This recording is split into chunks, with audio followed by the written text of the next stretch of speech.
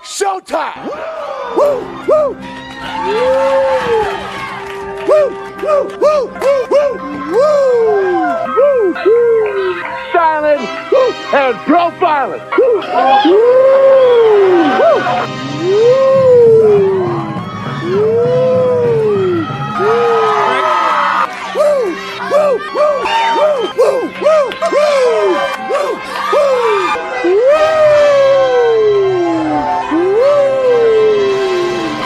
It's live and in color. Woo! Welcome to the Mafia Sports Report. I am Tommy. Please like, subscribe, hit that notification bell because I always forget to tell you. What up, Bills Mafia? Boy, oh boy, did Brandon Beane do what he had to do and winded up paying James Cook 4 years, $48 million, 30 guaranteed. And that's the big part of the contract, right? It's the guarantee, right? 30 guarantee is where I think they were having their issue. And ultimately, I think Brandon Beane pulled the trigger, gave him what he wanted on the 30. And I think it works for both sides. I got to be honest with you. It works out to be about 12 a year. But James Cook kind of got his $15 million that he wanted, right, for the first 2 years at least. In the guarantee. So I think both. I think this is a fair deal for both parties, right? James Cook did earn this as far as production goes. And I told you guys before, I saw the good and the bad. I saw both sides of the coin when it comes to giving James Cook this extension. But ultimately, man, listen. The Bills need a playmaker outside of Josh Allen, and James Cook is that guy. So it was a smart decision. I do believe, but it's still a risky one. I want to point that out. You guys know how I feel about extending running backs, especially to long-term deals. I don't think this is extremely long, and I don't know the total details yet of the contract, meaning, is there a way out after year 3? I would think there would be. Usually that's in contracts, right? That there is some sort of way out. But we shall see once those details get out. Also, Brandon Beane has a lot of work to do when it comes to the salary cap now, because I'm pretty sure that we're very much in the red right now. So there's going to be some cuts, maybe even a trade. You got to free up some money. I'm guessing somebody's going to get restructured. Probably Deion Dawkins, right? Which is fine. Restructure his contract. You got to make room, right, for this deal. So we'll see. Scott Bligley, check your chat logs. I said 3 year, $36 million with 30 guarantee. Okay, so they added a year. very, very happy. So yeah, I wound up being. You were close. It wound up being 12 a year, right? I mean, and that's fair, right? With the 30 guarantee. I think the guarantee is a little high. I was more around 25. I'm going to be real with you. But I get it, right? I get it. And I think that's ultimately what it came down to. And I think really that's probably where this deal was at a, at a halt, right? Like where they kind of drew their line in the sand. And that's probably why James Cook was a hold-in. They were close, but not, I'm guessing that, Brandon Beane probably did come at him with a 25 guarantee. And James Cook probably was stuck on the 30. And it happened. 30 guaranteed is a lot for a running back if you're not. Exactly. See, that's the only thing, Weston. Like, that's the risky part, because he's really technically getting 15 a season for the first 2 years, right? If you work out the guaranteed, right? But look, man, at the end of the day, I told you there's two sides of the coin for everything, right? So the good thing for James Cook is he doesn't have a lot of tread on the tires, right? Like, I mean, he has he has a lot of tread on the tires, right? He hasn't had a lot of carries throughout his career in college and in the NFL. So that's a positive, right? So he's not like a beaten up running back where they gave him this 30 guarantee, this $48 million contract. So that's a positive sign when it comes to this deal, right? However, on the flip side, look, you know, if you go through the history of running backs and contract extensions, they often don't work out. I got to be real with you. Most of the time, it doesn't work out. Meaning injuries take place, underperforming. And I, you know, I'm not saying every running back this is the case, but this is why GMs are very hesitant when giving extensions, these type of extensions to running backs. It's a risky play, in my opinion. But the risk can pay off, right? But it is risky. Based on his playing time in college and with the Bills, much tread on the side. Exactly, Scott. That's my point. You know, I fumbled my words earlier, but I got caught up. But yeah. Yo, what up, Connor? How you doing, brother? Boy, these stupid. Ignore those things in the chat. I don't know what those are. I bet you're not happy, are you, Tommy?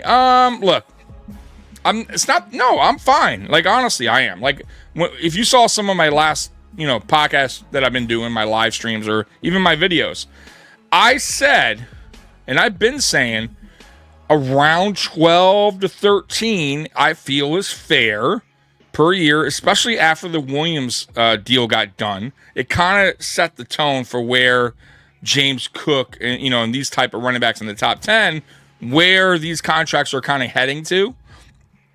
And I thought that was a fair deal for Williams. So I was on board with the 12 to 13. The guarantee, though, I thought should have been around 25, maybe 27. A little bit high on the guarantee. But I think ultimately that was the holdup, right? And I think Brandon Beane eventually just caved in, right, on the guarantee. But I assure you, there's probably a way out after year 3. Like most of these deals, there is some sort of way out. So listen, you got a young player, you're paying him $12 a year. He has put up good numbers. In last year, you know, leading the league and with total touchdowns. So you got to show him some love there. And I think the Brandon Beane and the Buffalo Bills winded up showing him that love back, right? And I don't hate the deal. I just think it's a risky type of deal, but I also see the flip side of it. Scott Blakely, my dude, always risky with injury, but that's with every position. That is true, Scott. But however, the running back position, they take more of a beating, right? That's why that position isn't, you know, that's why they don't pay this position, you know, after the rookie contracts, right? Big contract extension. They know that they have a shelf life, right? The good news, like we said and we've been saying, is James Cook hasn't really gotten that many carries throughout his career, right? So he has a pretty good shelf life ahead of him, right? Still has a lot of time in his career before he starts to, get those bumps and bruises, right? So we'll see. But I do think it's still kind of a risky signing. I'm not always up for signing running backs. I'll be real with you, unless they're a top 3 type of back. But I don't hate the deal at the same time. Well, we won 18 games. What up, man? There he is. Shout out, Tommy. Man, I appreciate you hopping on, man. Pay my man. I think you're correct, Tommy. The guarantee is what the held up was. Yeah, I've been saying it. It was the contract. It was the guarantee, and probably even the length of the contract. So what they probably did was, of course, I don't know yet because the details aren't out yet, but they made it a 4-year deal, and I almost guarantee you there's a way out after the 3rd year. So ultimately, James Cook got what he wanted, and I think Brandon Beane said, you know what, his 3rd year, it'll work out to be 12. I can I'll swing that. You know what I mean? It makes everybody happy in the building. Josh Allen is happy, I'm sure.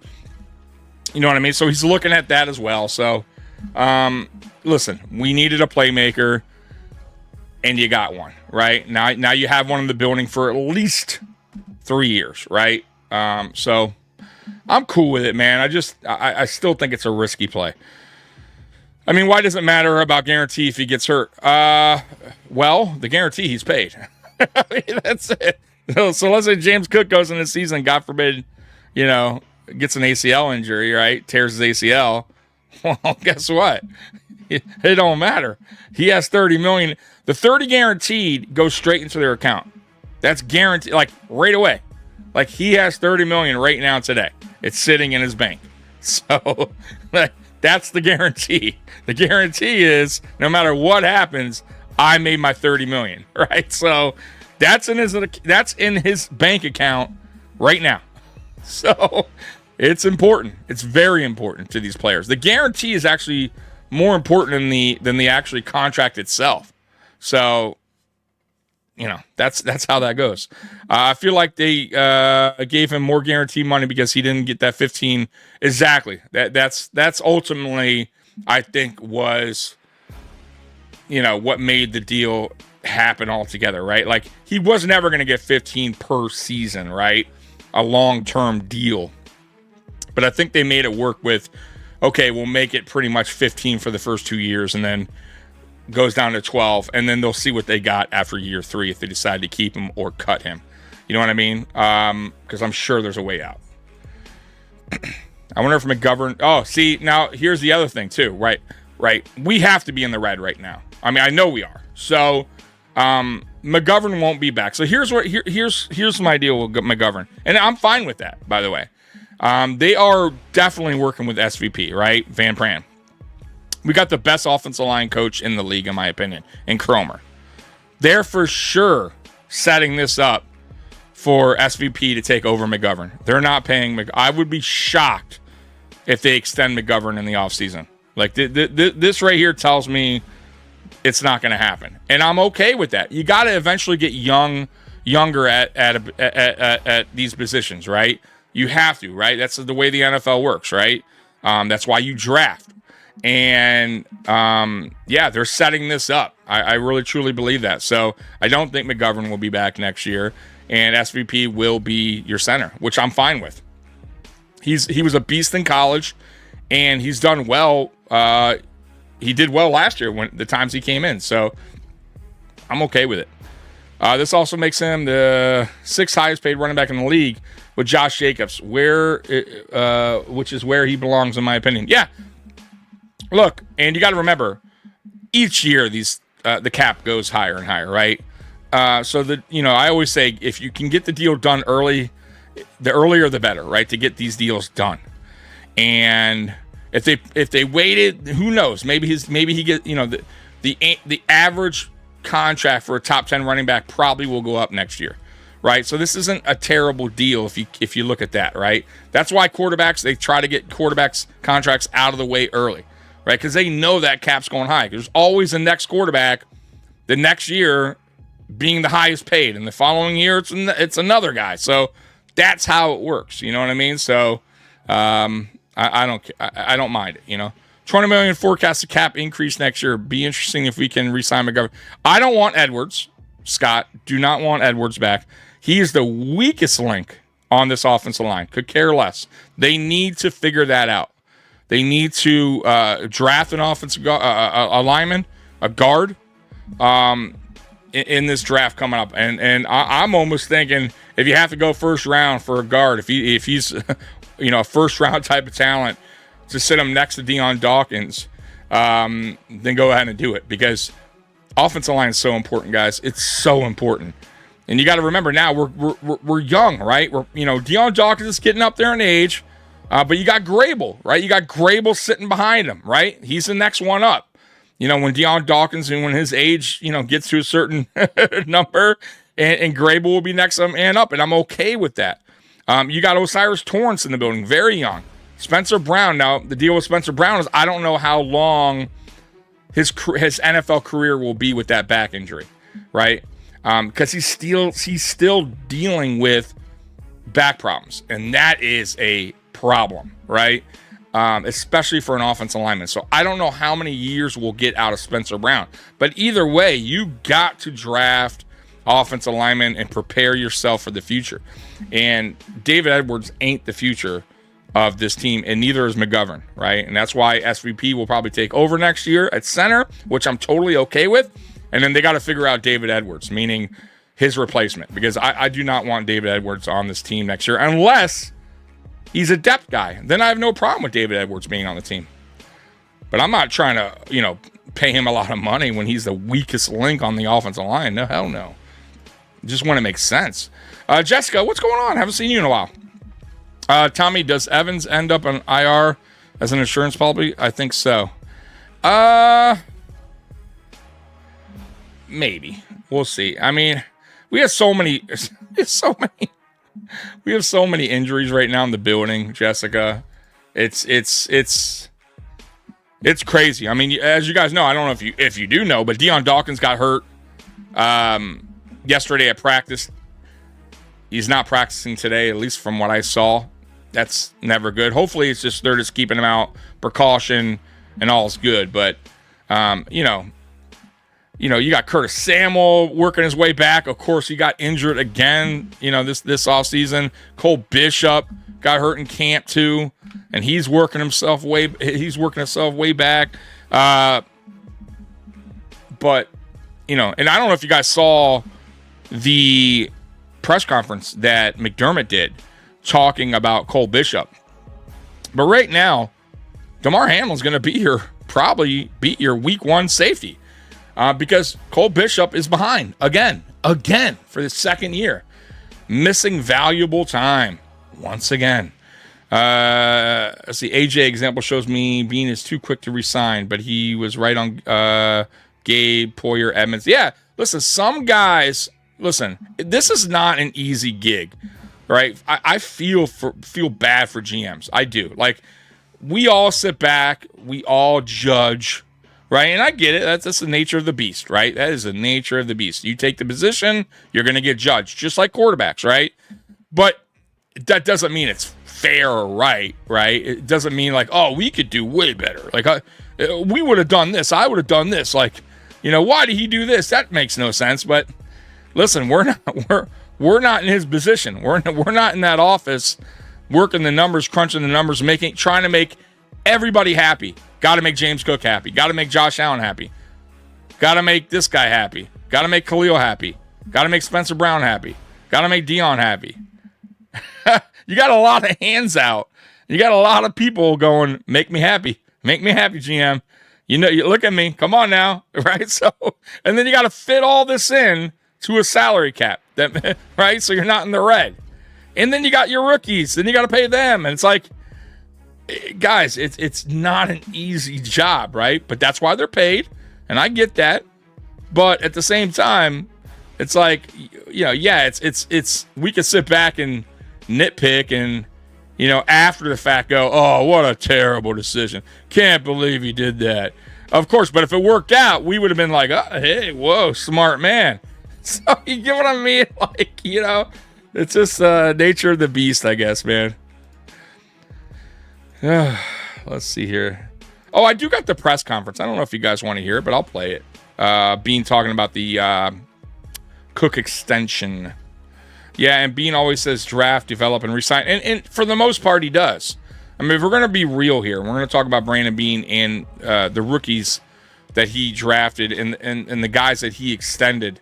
If you look over the course, of time since Bean's been GM, which really started in 2017, if you want to be fair, because he came on right after the draft. So technically, he was a GM in 2017. He just wasn't part of the draft.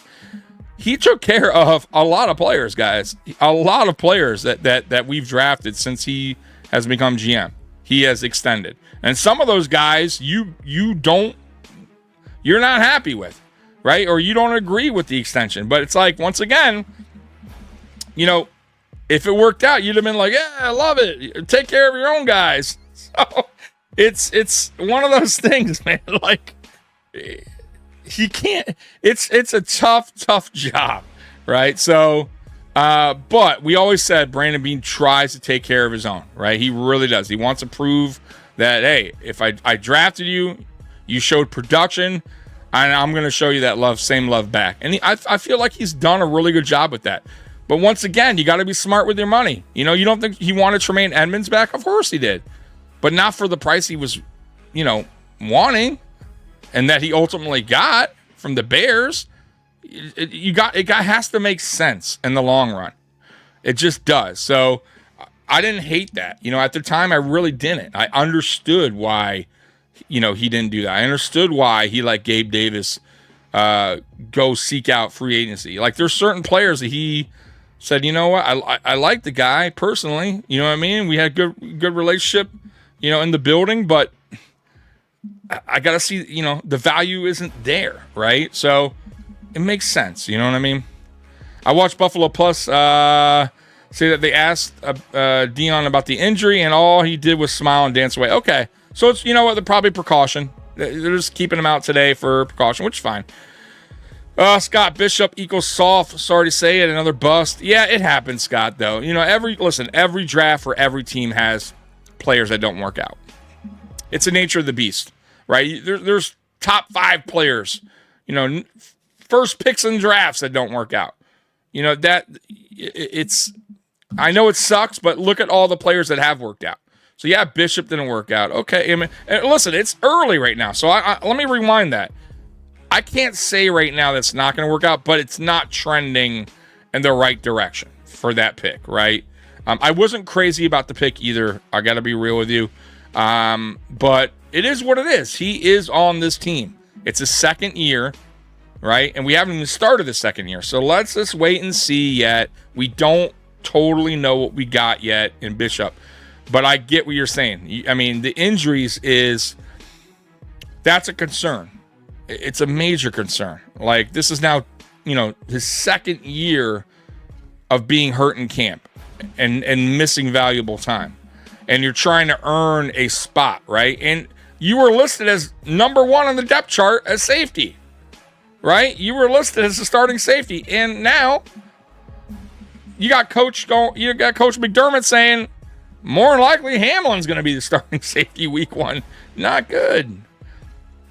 I just don't know why they signed DeMar, knowing what he was when there's other guys out there with higher ceilings, like the dude that played for the Broncos and Falcons. Yeah, well, listen, it had to do with money. At the end of the day, once again, you got to try to squeeze all these players in and financially, and that's what I mean about Brandon Beane and the job he's doing. It's easier for us to sit back and be like, bro, dude, there was way better guys out there. Why didn't you give this guy this? Why didn't you give this guy this kind of money? It has to work. It has to work in the cap, right? They have to squeeze all these players in, make it fit for the money they have, right? And then he knows, right? I got players I got to extend, like James Cook. Get what I'm saying? So, it's easier said than done. We can always sit back and go, oh, why? But this is why. Like, a reason like James Cook getting extended today is the reason why. If he starts going crazy on contracts in the offseason, then he can't take care of his own, right? Then the money's even, more. He's more in the hole, right? And then you got players mad, angry that they're not being extended, right? So it's tough, guys. It's tough. Hey, Bills United. My guy came to check out the podcast. Roll call. But I seen you was live. I'm gonna check out the video. Yeah, man, I shouted you out. Bills United podcast, up and coming podcast, really doing really good things. Go over there, subscribe to my man Kenny, man. But yeah, man. So let's play this, a little bit of this. Let me pop this on the screen for y'all. All right, here we go. Let me mute the volume on this real quick. Let me pause this. All right, go ahead and play this. Approved? I guess so. Brandon, what changed the last couple of days that allowed this to get over the finish line? Yeah, I mean, these are hard. They're never easy. I think you just try and keep working at it. And, obviously this, this was something that we had conversations back in the spring. We had to put pause, push pause and, focus on the draft and other things. And something that we said we would try to revisit when we got to training camp. And, unfortunately, you never want to hold in or hold out or any of that stuff. You want it all. But at the end of the day, you guys know our motto here. We want to draft and develop and re-sign. And that starts with Terry Pagula giving us, you guys know all the money we've doled out this offseason, and this is another draft pick that we're proud of and excited to extend. And fortunately, late last night, we got it across the finish line.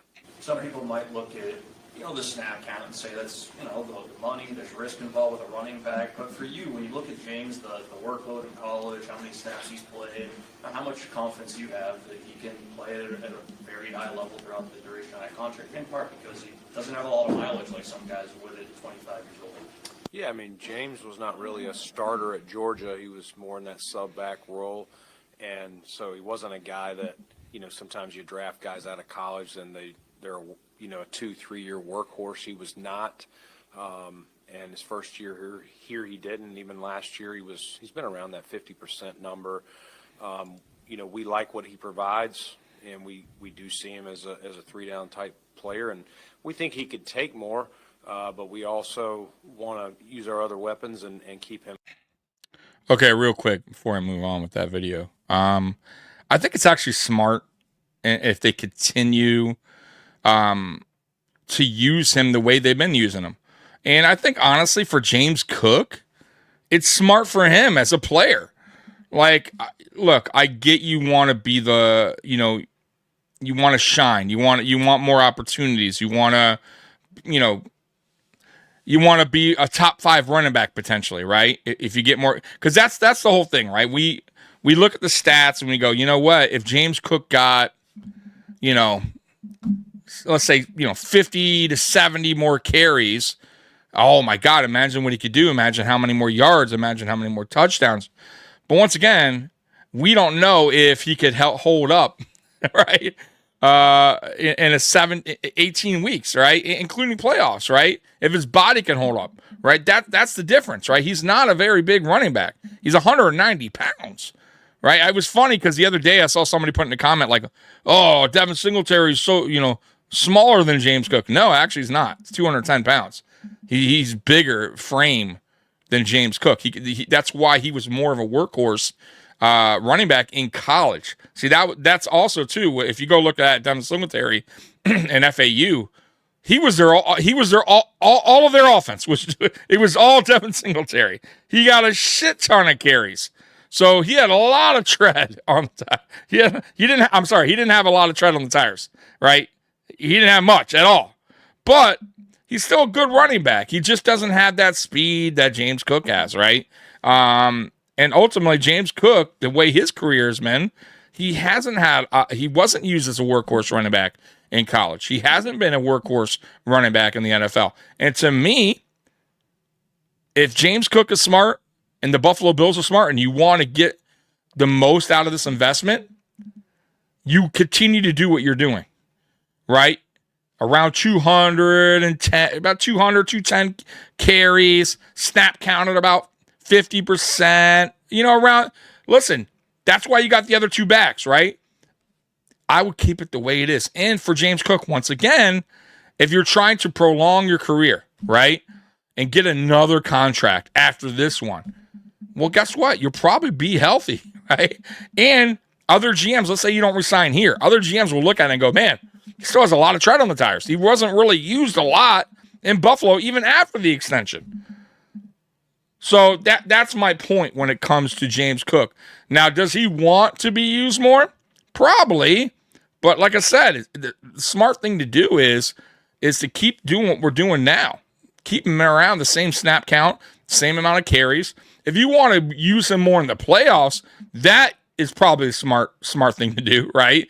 I do think he should get more carries in the playoffs, but regular season, I'm cool with the 210 carries. With the around 50% snap count. I'm okay with that. It's a smart, honestly, it's smart. He's not a workhorse running back. You shouldn't treat him like that. He's not built like a Derrick Henry, like a Saquon Barkley, in my opinion. That's not what he is, right? That it's just not. That's how I see it. Now, y'all can see it differently, and it's just an opinion. But if he wants to prolong his career, the best route is to stay on course what he's doing now with the Buffalo Bills. And same with the Buffalo Bills. If they want this investment to work out, you don't make him a 3-down back. Absolutely not. If you want to do that in the playoffs, yeah, okay. Yeah. Well, you should use him more in the playoffs because that's when we need him the most, right? So that's how I see it. I don't know how y'all see it. If y'all want to chime in and let me know, go ahead and do so. James Cook usage should not be tampered with. Exactly. Exactly. We need to plan on a 21-week schedule every year. Yeah. Let's see here. More targets in the pass game, sure, but 200 carries is my... Yes, exactly. That's where he needs to be. You know what I mean? So I would stick with what's working now, and honestly, it works for James Cook as well. So I hope he understands that as far as his career goes, this is benefiting him, right? So, yeah, that's I would not want to see them, now that he's extended. I hope they don't feel like now, let's just get what we pay for. Let's give him 250 carries. Let's get him up to 60% snap count or something crazy, right? Like, no. Keep things how they are. You see what he's produced, right? It's fine. Get his production up a little higher in the playoffs. Keep it like that. That's it. Real simple, man. Use Cook in the Samuel role in the pass game on 3rd down. Samuel, man, I'm so disappointed with him. Got to get creative. Yeah, I agree. Got to get creative, by the way, on both sides of the ball. You got to get creative. Joe Brady has to be more creative this year. He has to. If there was a knock on Joe Brady, at least from me, there's only a few. Because I do think Joe Brady's a really good offensive coordinator. I do. And I think he's trending in the right direction as far as being one of the better OCs in the NFL. He's not there yet, though. I don't care what anyone says. But he's trending in that direction.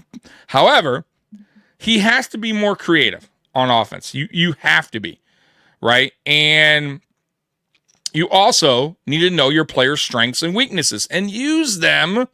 Use your players' strengths in the game, right? Like, I feel like he didn't do that last year, right? We didn't see like guys with speed, even Curtis Samuel doing any kind of jet sweeps, any kind of motions, any kind of pop passes, lined up in running back position. Like, he wasn't using each guy's, using each guy the right way. I feel like their strengths. Even Hamler, like, why wasn't he called up? When we were short in receiver, we kept calling up Virgil? Why?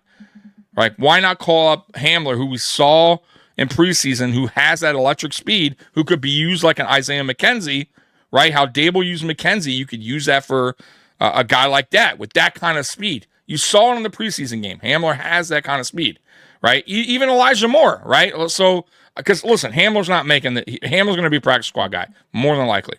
But you got Moore, right? Moore's electric. Why not use his speed more in the offense, right? Jet sweeps, motions, pop passes, right? Get more creative. And that's what I want to see from Joe Brady, right? And as far as defense, like, man, we got to be more, give more exotic looks, right? We only rush 4. You know what I mean? Like, it's the same kind of defense, a soft zone, rush 4. And I just feel like the better offenses in the league, they carve us up. They carve that defensive scheme up, right? We need to get more creative. Line Rousseau up in different spots. Send more linebacker blitzes. Send more safety blitzes. Send more corner blitzes. Use more exotic looks. I mean, like, damn, McDermott's known as this defensive mastermind. I haven't seen it.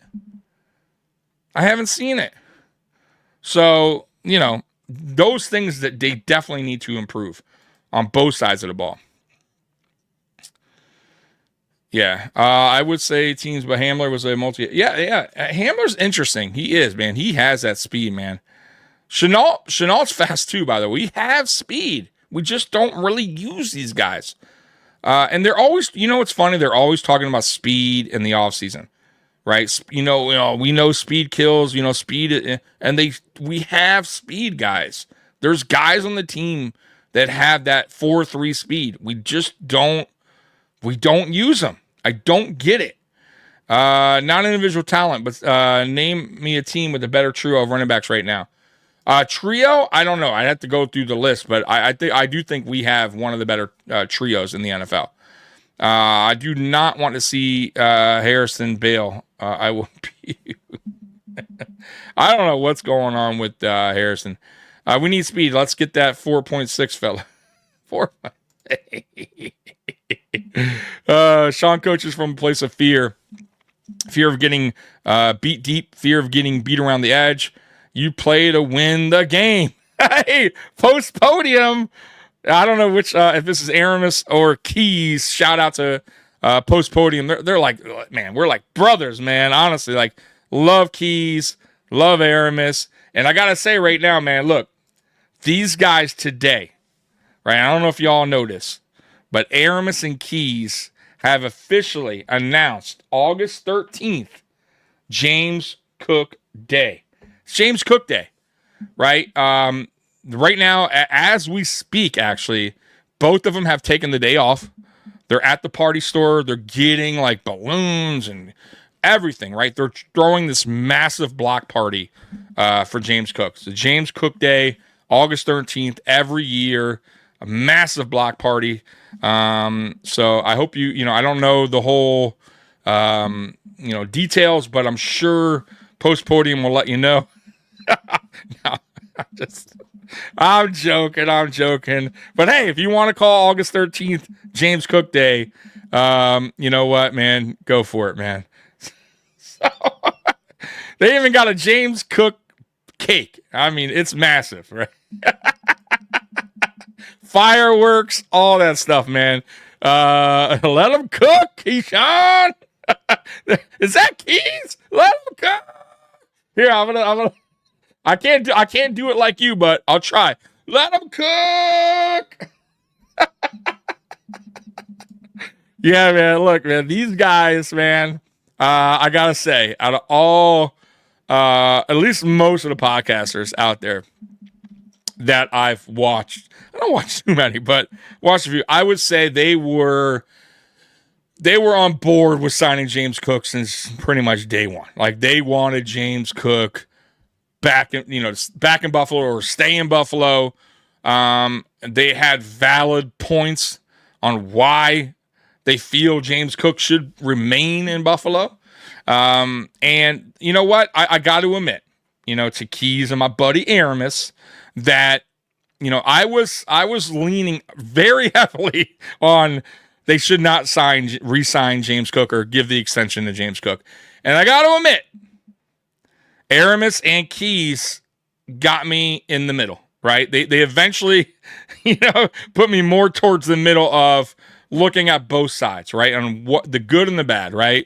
And that's what I try to do as a podcaster. And I think a lot of people and also podcasters out there that cover the Bills, they lean one side, they lean more towards one side. There's no middle ground. Right. And I try to, or at least I'm trying now to understand that I need to be more middle ground because honestly, I feel like I am, but sometimes I do get caught up in my opinion and I'm very, nope. This is the way it is because I said so. So I'm trying to understand or trying to get better at looking at both sides of the coin, right? Understanding what the good and the bad is. Certain things, right? So, with this James Cook thing, I understood. Oh, Tommy, watch James Cook interview after signing. Oh, did he already? I'll have to pull that up. I don't know if I didn't even know he did an interview. Right now, giant Cook celebration 8/13 here, right? See, it's the 8/13. It's the August 13th. Right? James Cook Day. But look, guys, I think we all should try to look at both sides of the coin, right? When with everything, right? Because there's always you got to look at both sides of the coin, right? You can't always just be like, oh, it's just, for instance, I was just like so like against extending running backs, period. And I still kind of lean towards that way. I'm still not going to lie to you guys, but I have to also understand the circumstances. And the circumstances here when it comes to James Cook was there was a lot of good in re-signing him or giving him the extension. Right. So, and I wasn't really looking at that at the time. I was so caught up in you don't pay running backs. You don't pay running backs. You don't pay running backs. And I was kind of not looking at the positive things about why you should extend James Cook. Right. And as I sit here today, I could say I'm cool with the deal. I'm okay with the deal. I really am. So I don't hate it. I'm not upset about it. I still think it's, like I said, I still think it's a roll of the dice. I'm not going to lie. That position, once again, is a position that they have a short shelf life, and it's a risky thing to give large extensions out to running backs, because of that. So that's the only thing I would say about that. But outside of that, James Cook has produced. He's shown that he can, be a top 10 running back over the last 2 years. And his touchdowns, like I said, if he can at least get double-digit touchdowns this year, I'll for sure say that was a very good extension. If James Cook underperforms, though, let's say he gets 1,000 yards and, I don't know, 7 touchdowns, I'm going to probably not be happy. I'll say it was a good season, a decent season, but I need to see double-digit touchdowns. Doesn't need to be 18 touchdowns, but I need to see that at least 10 to 12 range for James Cook for me to go, you know what? Okay, he's for sure still in that top 10 running back category. But if he underperforms, meaning 7 touchdowns or 6, like he got a few years ago, and just barely cracking 1,000, then we're going to have that talk where, was this a good extension? You get what I'm saying? But right now, I'm cool with it. So let's go to a little bit more of this, and I'll look to see if there's a James Cook interview, a conference, because I didn't see that. We think that's the best utilization of him. And we just look at, I know he gets put in the running back room, or guys get put in a tight end room, or, but it's just trying to find a variety of weapons and skill sets. And he's got a skill set that, that we wanted to maintain and keep with this offense. Brandon, was there ever a point where you felt like this was starting to become a distraction? I honestly was worried about that, Josh. I really was. But I think our team, really handled it. Maybe, we've been here a while. Obviously we've been through things in the past, things that happened, distractions. And I think our, the core of this team, yes, there's new players every year, but I think the core of this team, knew what this was about, and that everyone was level-headed. And yes, James was not on the practice.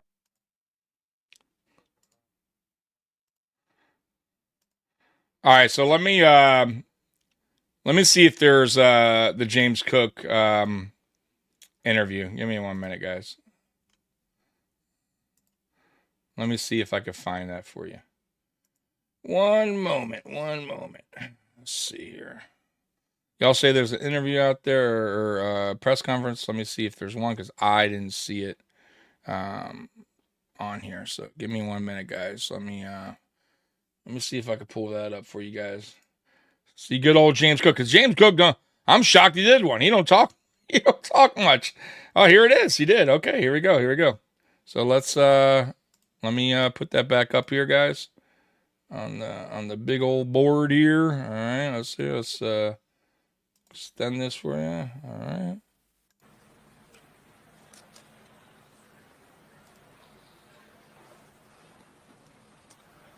He's a man of few words, so let's see what he see what he has to say. What up, Mr. Fulton? Most interesting man in the chat. Good, actually. good to be back out there to play with my team and I got it, you know, Connor. just get Thank another you. opportunity to do what I love to do. How difficult was this process for you, or was it not at all? I mean, I wouldn't say difficult. I handled it the right way I felt like, and all in all, we got stuff done. What gave you confidence that, you know, sitting out practice and not playing the game would help get this over the finish line? Not more so it would help. I'm just trying to protect myself, you know, just trying to stay healthy and just get everything done before I can go out there and play with a clear mindset and just be locked in.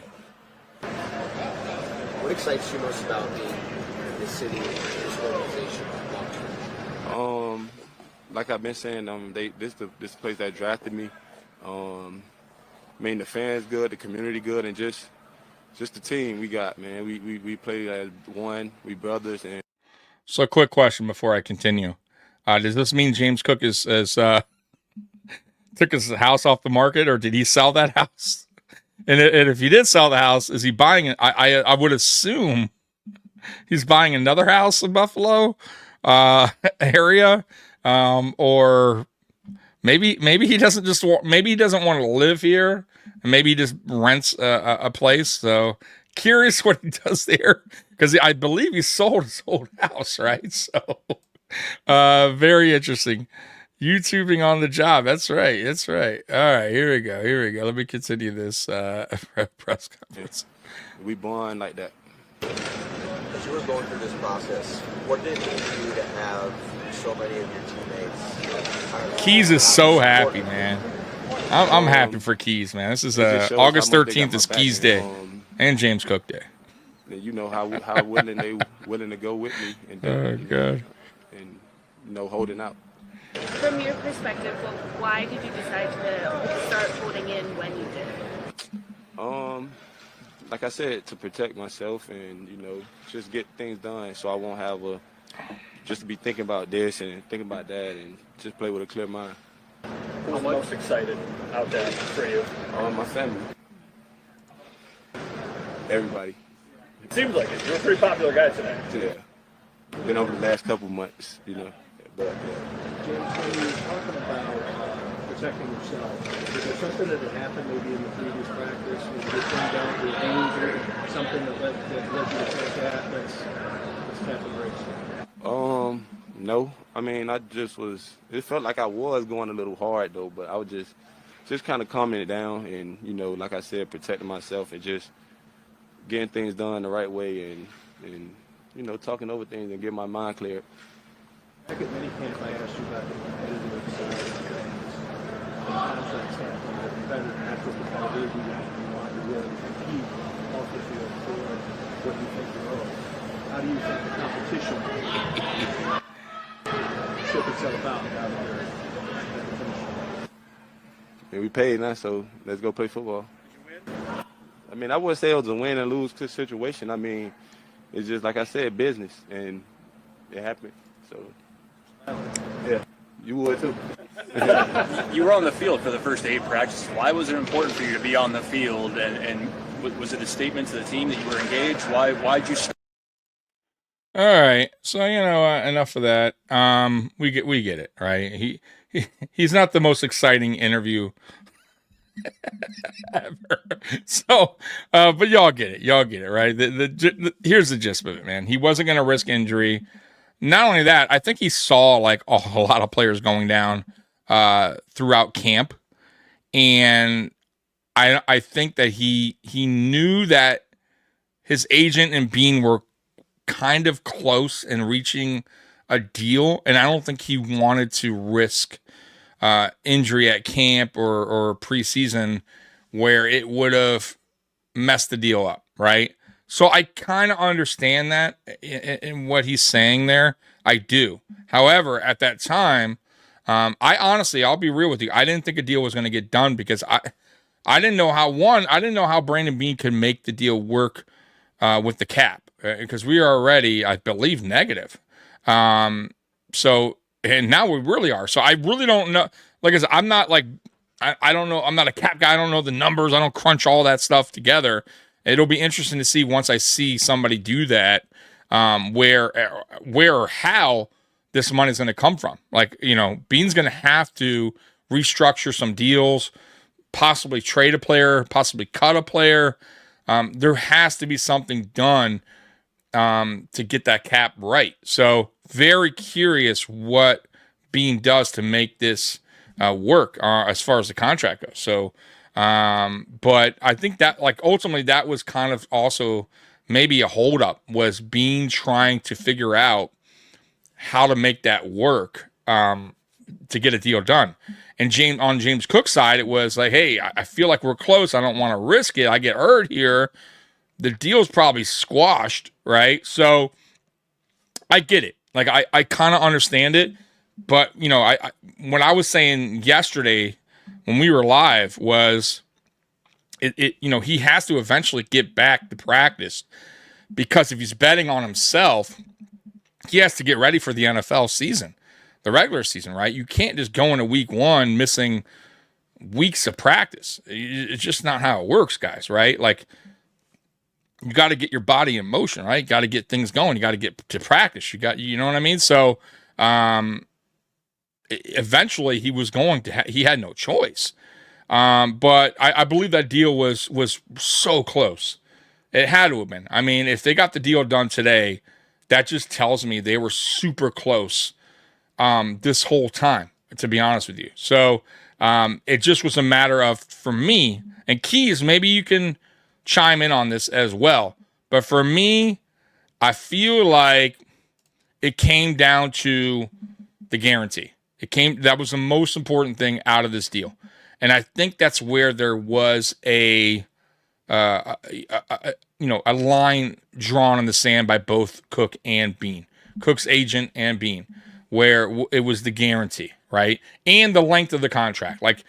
And I feel like Bean had to figure it out, make it work where Cook is happy and it works for the Bills in the long run, right? We're okay. Like, he's asking for 15, but I don't feel he's in the 15 range. I feel he's based off the Williams contract, he's probably in that 12 to 13 range. How can we make this work? Okay, we can do the 2-year, we'll give him the $30 million, which makes it 15 per season for the first 2 years. I'm sure you could be happy with that, and I'm sure there's a way out after year 3. So it goes back to 12 in year 3, and then there's a way out. To me, I'm okay with that. So ultimately, I think that's what the holdup was: the guarantee and the length of the contract. They figured it out, and I'm cool with it as long as nothing bad happens. As long as he doesn't regress or, like I said, get a major injury, then the investment is well worth it, right? In my opinion. But I would still keep him, by the way, exactly what they're doing as far as snap count, carries. I wouldn't change a fucking thing, right? I wouldn't change one thing except for the playoffs. Then you should put his usage a little higher. That's it. Outside of that, you guys, I'm totally okay with this. Let me put a little bit of background music on here. Oh man, you got these stupid pop-up things. I keep hitting them. Don't go to any of those sites. Don't click those links. With watching Allen as offensive line can anyone be running back? No, we can agree to. So wait, hold on, wait. So is Angry Buffalo saying he doesn't? Hold on, because I haven't really. Okay, so Angry Buffalo sports fan, he's angry. I mean, the name says it all. He thinks they should have traded him. Okay, and I'll be honest with you. Look, angry. If they were so far apart, let's say like Cook was, no man, I want 15 every year, whatever. Like, I want a higher guarantee, whatever the deal was, and they just couldn't get it done. I'm with you. Like, the Bills should have probably explored a trade, no doubt about it. But ultimately, man, if I had to guess, this is probably a 3-year deal. Even though it's a 4-year deal, there's probably a way out after 3 years. He's a playmaker. He doesn't have a lot of usage. It means there's a lot of tread on the tire still, right? And you're going to get a lot. You're going to get a lot from him, right? Because of that. And he proved last year, and he proved the year before, really, that he can gain, that he's a 1,000-yard running back, right? That's not overly impressive, okay? I'm not like sitting here like, I'm not going to lie to you guys. It's not like, it's not wowing me. But he's also, not getting as many carries as other running backs, right? He's not a workhorse running back. That's not his role here. That's not how they want to make him. That's not what they want his role to be here, right? And he possibly could be a 1,300, 1,400-yard running back, right? In a different system. It's possible. I don't know. And I always say I don't know that because I've never seen it yet with him. But I'm okay with this if he's consistent. Meaning this year, if he gets 1,100 yards and he's in the double-digit touchdown, I don't need it to be 18, okay? We got to be realistic. But he has to get at least double digits, 10, 11. I'm okay with that. I think that's a good investment. And listen, by the way, running back market is going up. It is. These are facts. Go look. And the running backs are now becoming more valuable to teams, right? They're starting to become more a part of the offense, right? As before in years past, it was pass heavy. The NFL now is starting to use running backs a lot more in their offense, right? It has to. That's the way it goes, right? And I don't mind that, right? So running backs their contracts their salaries are starting to go higher, right? Their base salaries, right? So go look. I mean, a top 10 running back on average is around that 12. I think right now it's at 11.5, 12, but every year it goes higher, right? Just like every other player's position. So that's where I'm at with that, man. But I get it. Listen, once again, my thinking is this. I never would pay or give it a big extension to a running back unless he's an elite type running back. I'll stick with that, but I'm also at the same time, I don't hate this either. You get what I mean? But if I'm a GM, I gotta be real. I'm just not into paying running backs big contracts. However, on the flip side of that, this team doesn't have another playmaker in offense. Say what you want, right, about this offense. And there's players I love. I think Khalil Shakir is heading in the right direction, who possibly could be a playmaker in time, right? And I'm not saying he doesn't make plays. I'm talking about a playmaker, right? Right now it's just Josh Allen and James Cook. And we've got to be real. James Cook is he is, right? He's the second biggest playmaker on this team by far, right? It's Josh Allen, James Cook. And you lose James Cook, now you need to get another player just as valuable in the offense as a James Cook. And this year, right, we want to have that, right? Let's just face the facts, right? So James Cook is a vital part of this offense, right? He is that playmaker. Now, look, they could have traded James Cook now and got something back that was, instant playmaker this season, sure. But we don't know. I don't know, right? Next year, same thing. They could have let James Cook play out the season and gotten a playmaker and free agency or the draft. But have they lately? Like, when's the last time they actually went out and got a true playmaker? I'll tell you, Stephon Diggs. And if we're talking about offense, I mean, it's a long time ago, right? That's a long time ago. So you got to replace that, right? You have to. So we would have to trust that Bean would understand that Cook is out of the building. Now we got to replace that, right? And, I'm not saying I don't trust Bean because I like Bean a lot. I think Bean's a really good GM. But he hasn't really shown me that, at least since the Stephon Diggs trade, that he's looking for, or that he's going to, draft trade up to draft an offensive player that could be, that playmaker, or sign a playmaker in the offseason to a big contract, right? Like, it hasn't happened. So, listen, man. And by the way, too, this doesn't mean Brandon Beane should stop. Like, now you got James Cook still in the building for at least the next 3 years. He needs to continue to add playmakers to this team, right? You don't just stop, right? That's what the best teams do. You don't go, oh, we're good now. And I felt like they did that when they got Stephon Diggs. I felt like they just went, okay, you got Stephon now, Josh. All right, now we're gonna concentrate back on the defense, right? And by the way, concentrate back on the defense that let you down every year. You know what I mean? So you got to always try to improve your team. I don't care if you think you're good or not. There's nothing wrong with continuing to add talent to your team. What up? What up? Ohio against the world. What up, Tommy? What's your thoughts? My thoughts is, look, I think it's a fair deal. I think it's a fair deal for both sides. I think James Cook is happy with the guarantee. I mean, ultimately, that's really what it boiled down to, was the guarantee, in my opinion. That was the holdup. And I think there's probably a way out after year 3. So it's a $48 million contract, 4 years. So really, it's like a $12 million a year. But because of the guarantee at 30, the first 2 years really technically make it 15 a season, right? So, I mean, he's up there in pay. Like, he got a pretty good deal. But I don't think it's an excessive, crazy contract either, right? For a guy that, has a lot of tread on the tires, right? That hasn't been he hasn't been used as a workhorse running back. Like, so you got a guy that's young, that still has a lot of tread on the tire, that's still, that's showing you that he could produce. I'm okay with it. Once again, though, giving contracts this kind of money is always a risk because of the position. That's it. That's the only thing I would say about that. Outside of that, I'm okay with it. Like, I really am. Anger will never forgive the team for Rex. Was he a Rex Ryan fan? At Keys. Tommy will get a face reveal if the Bills win the Super Bowl.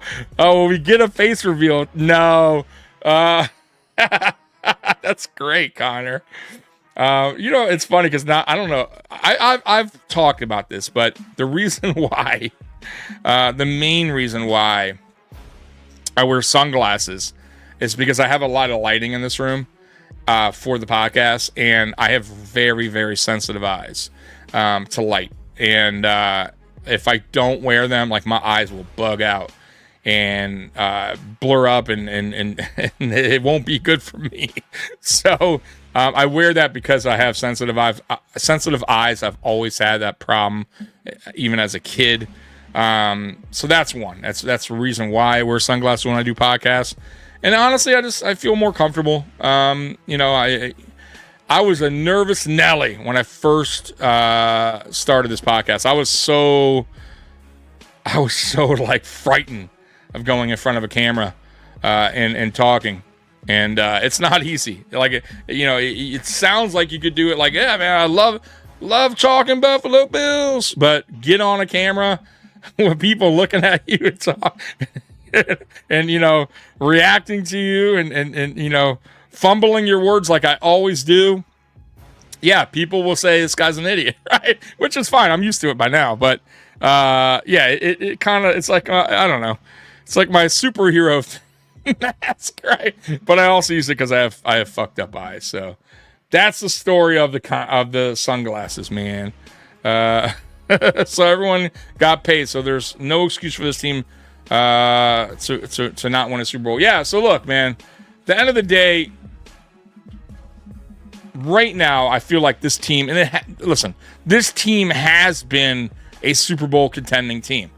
Like, as long as you got Josh Allen, it's always a playoff team, in my opinion, right? That's how I see it. And that's why I keep telling you guys, I'm not oversold on McDermott as head coach. Like, I really don't. I'm not a fan of McDermott. Like, I feel like any coach right now could come in the building and get this team into the playoffs. That's how I see it. You guys can see it differently, and that's fine. But I don't see how what McDermott's done or is doing to get this team to the playoffs each year. I just feel like, Josh Allen alone can get this team to the playoffs. Like, that's, it's a Josh Allen driven team. McDermott is not the driver of this team, in my opinion, right? Allen is the motor. He's everything, right? Without Allen, McDermott would have been fired by now.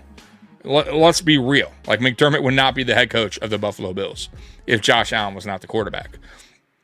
So McDermott needs to be sending him fucking gifts all the time and thanking him, because I don't think McDermott would have a coaching job right now if it wasn't for Josh Allen. And those are facts, in my opinion, at least. Those are my facts. But yeah, this team, listen, man, we have the players, in my opinion, to get to a Super Bowl. Like, is this the best team ever? You know what I mean? Like, I'm not saying that, but is this team a Super Bowl contending team?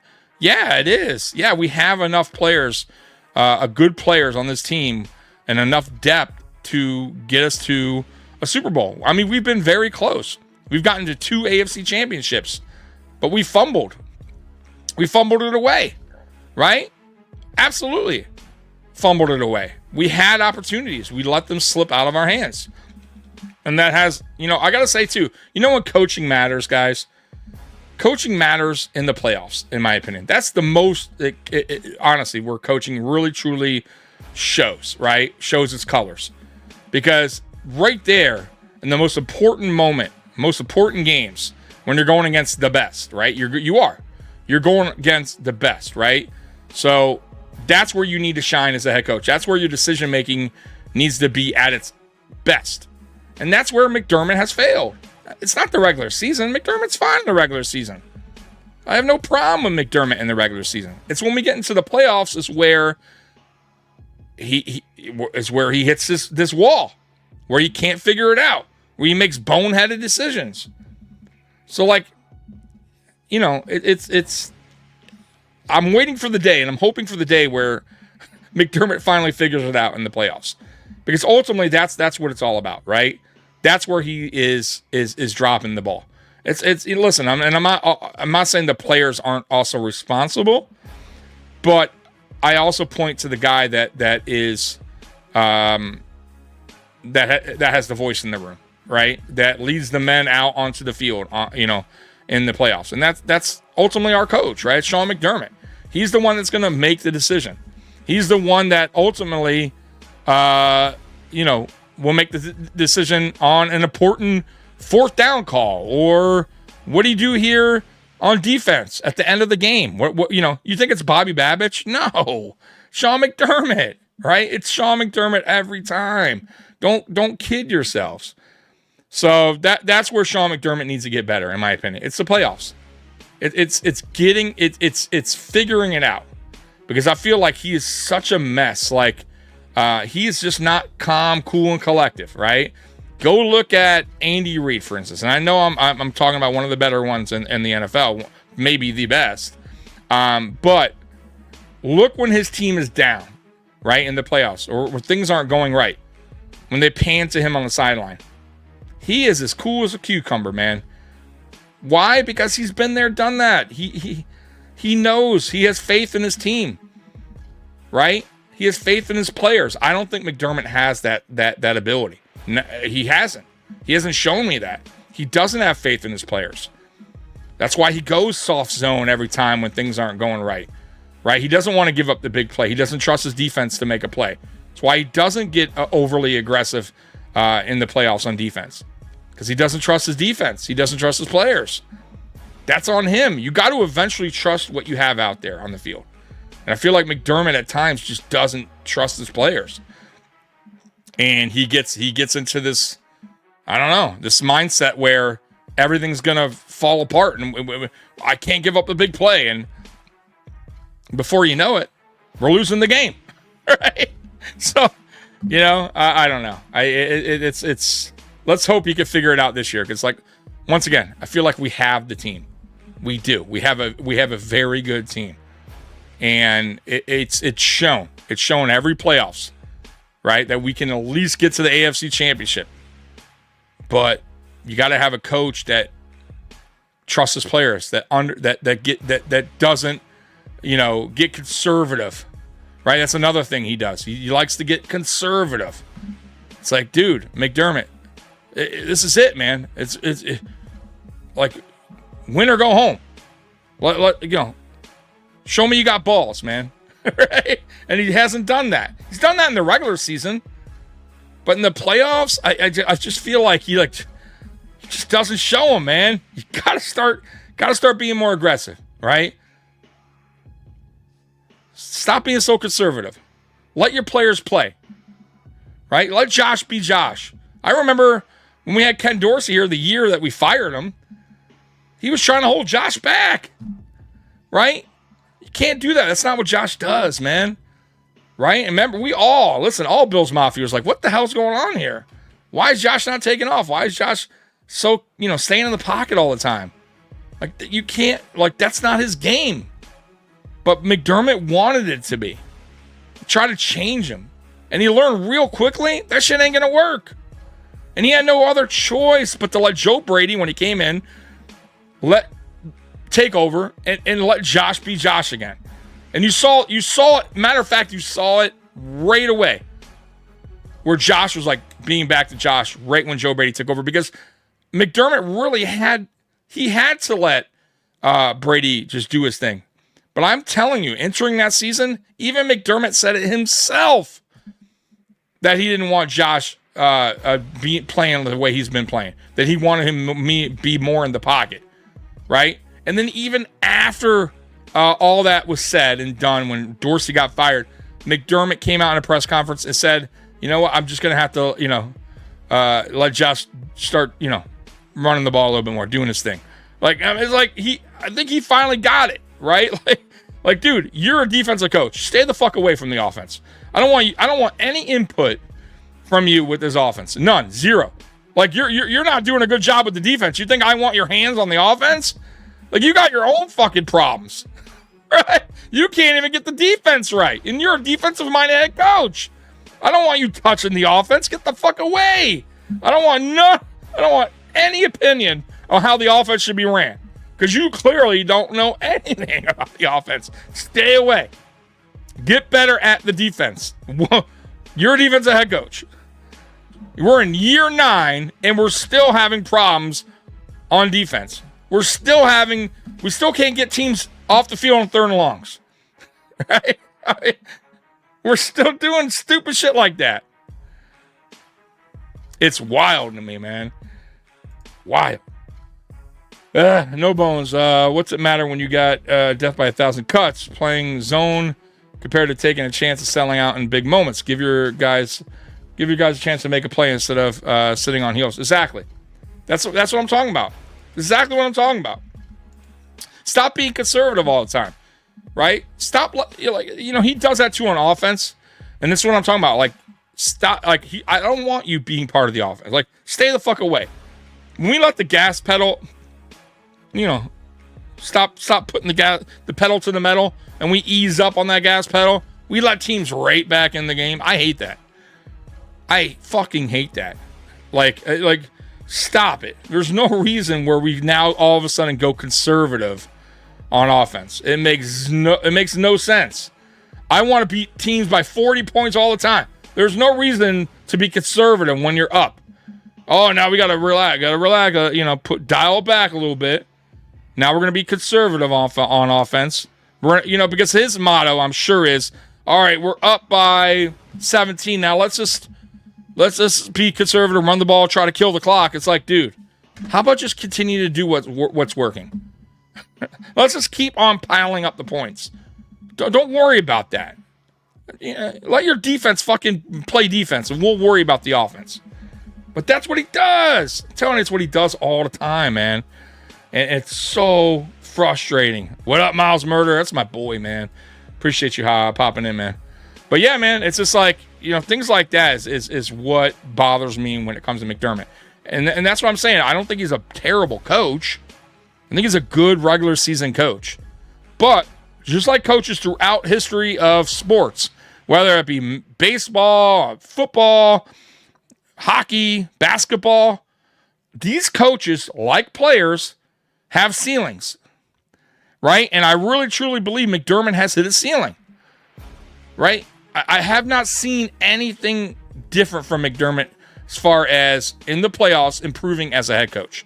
I still see the same mistakes. I still see the same coach that's being conservative. right? I still see the same coach that's playing scared, right? That's honestly, that's what he does.